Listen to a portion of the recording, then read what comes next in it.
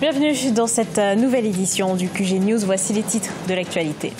En République démocratique du Congo, les élections sénatoriales suscitent la controverse. Elles se sont déroulées ce 15 mars sur fond d'allégations de corruption. Ce lundi, suite à une réunion interinstitutionnelle, l'installation des sénateurs est suspendue et l'élection des gouverneurs est reportée. En Côte d'Ivoire, le secteur de l'éducation est en crise. Les enseignants sont en grève. Ils réclament de meilleures conditions de travail et une augmentation de leurs indemnités. Une situation qui inquiète les parents d'élèves.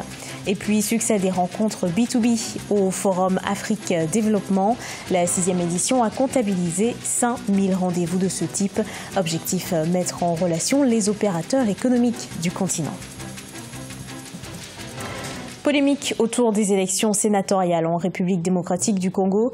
Elles se sont tenues ce 15 mars dans un climat tendu sur fond d'allégations de corruption. Ce lundi, suite à des manifestations contestant les résultats des sénatoriales, la suspension de l'installation des sénateurs élus a été décidée. Autre décision, le report sine-die de l'élection des gouverneurs et l'ouverture d'une enquête sur les soupçons de corruption. Reportage de notre correspondant Jacques Amboka.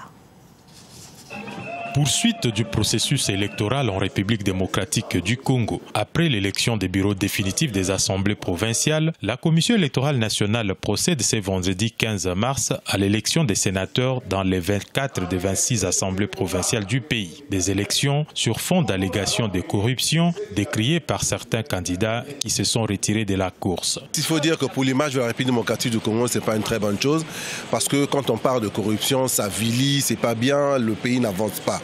Pour enlever ces équivoques, je pense qu'on doit mettre une petite commission entre le procureur général de la République et puis l'institution de l'Assemblée provinciale de Kinshasa. Les allégations de corruption du processus électoral sont au centre des débats. Ceux qui soutiennent cette thèse ne sont tout simplement pas capables de se faire élire, estime le président de l'Assemblée provinciale de Kinshasa. S'il est vrai qu'il y a eu des gens qui ont exigé de l'argent aux candidats, nous souhaitons que ces gens-là soient identifiés, mais pas avec des preuves fabriquées.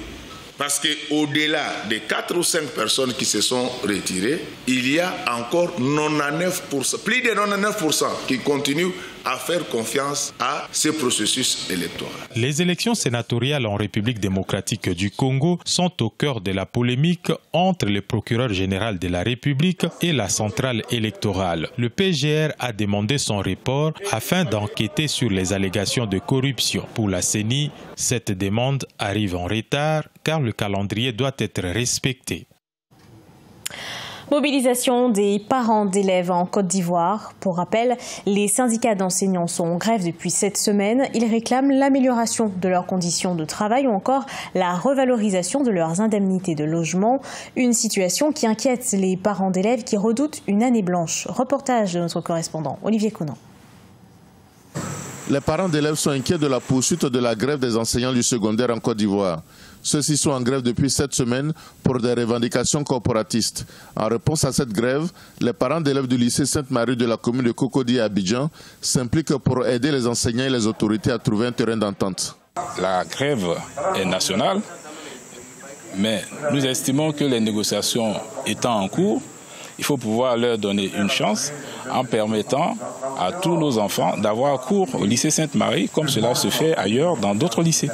Et ensuite, faire comprendre à l'ensemble de nos amis parents d'élèves que nous avons à nous mobiliser pour aider dans la recherche de la solution. C'est la meilleure posture qui puisse être la nôtre, puisque cette crise, quand elle perdure, forcément nous sommes perdants. Les responsables du ministère de l'Éducation nationale se veulent rassurants quant aux mesures pour éviter une année blanche. Des aménagements, selon eux, seront apportés au programme et aux emplois du temps. Nous sommes des techniciens et nous faisons des propositions concrètes et techniques sur ce qui peut être fait et ce qui doit être fait en la matière. Tout en redoutant la question de l'année blanche qui n'arrange personne, qui n'est honorable pour personne. C'est en cela que la prise de conscience devrait être collective pour chacun d'entre nous. En rappel, la coalition du secteur éducation-formation de Côte d'Ivoire, plateforme de 40 syndicats, réclame la revalorisation des indemnités de logement, la suppression des cours du mercredi au primaire et de l'emploi d'instituteurs adjoints, ainsi que le doublement des primes de correction des examens. Succès des rendez-vous B2B lors du 6e Forum international Afrique Développement au Maroc, une plateforme de référence en Afrique qui a mis un point d'honneur à la mise en relation d'opérateurs économiques avec des rendez-vous B2B. Bilan de ces 5000 rendez-vous avec notre envoyé spécial Sadou Alizé Mokhtar. Environ 5000 rencontres B2B enregistrées au Forum international Afrique Développement édition 2019. 2000 opérateurs économiques et institutionnels à Casablanca ont saisi et exploré des opportunités d'affaires dans de nouveaux marchés. Pour faire un projet, pour le réussir, il faut tout d'abord se connaître. Et donc c'est une occasion qui permet à tout un chacun de connaître l'autre et essayer de préparer un projet dans un cadre débutant. Depuis sa création, le forum a rassemblé plus de 7500 opérateurs de 36 pays et généré plus de 17 000 réunions B2B. Le nombre de rendez-vous B2B a dépassé toutes nos attentes.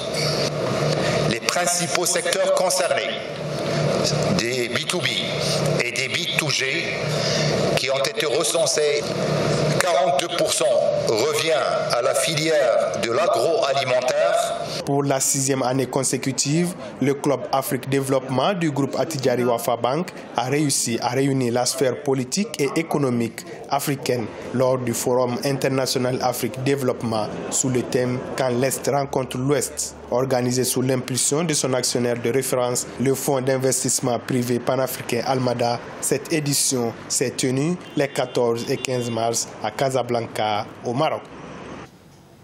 Le Burkina Faso compte retrouver sa place de premier producteur d'or blanc, une place perdue au profit du Mali. Le gouvernement se donne pour objectif de faire un diagnostic des contre-performances, de proposer des actions et des mesures pour une véritable relance de la production cotonnière dans le pays. Cheikh Omar Bandaogo.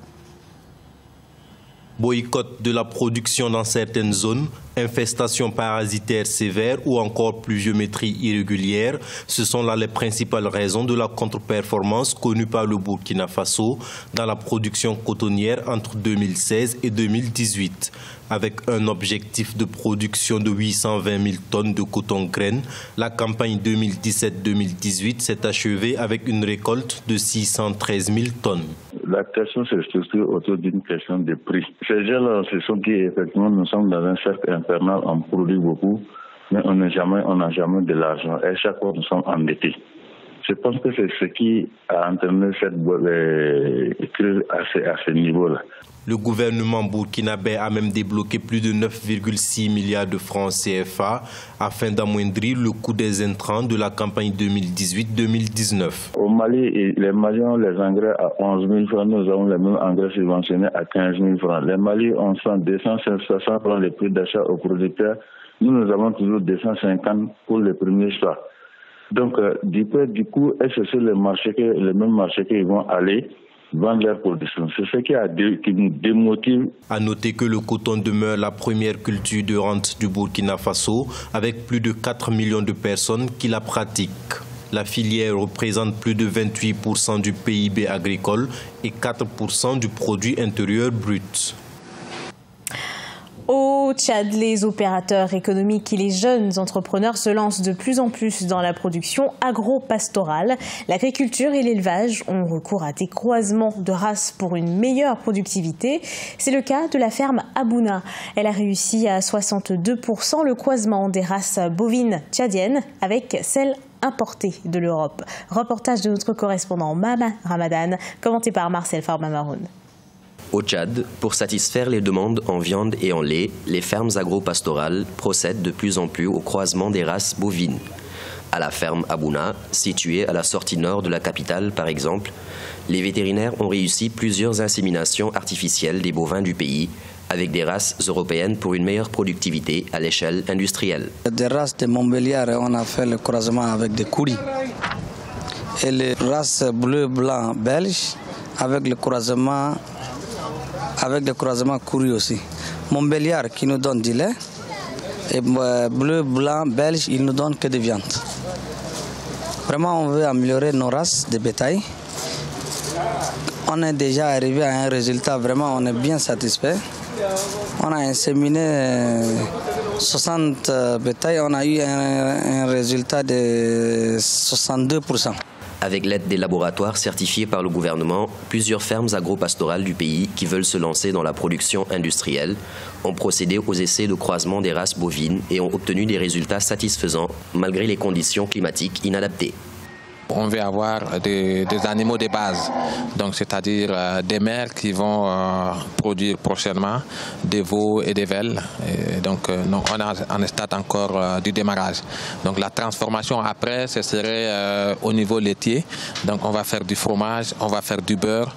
Et puis au niveau des viandes, on peut penser peut-être envoyer des bétails sur pied à l'abattoir, mais on a même l'intention d'avoir notre mini-abattoir. Pour rappel, le Tchad a au moins une dizaine de races bovines réparties sur l'ensemble du territoire avec un nombre de cheptels estimé à 110 millions de têtes de bétail. Ce journal a été préparé par l'ensemble de la rédaction. Merci à vous de l'avoir suivi. Dans un instant, une nouvelle édition d'actualité sur Africa 24.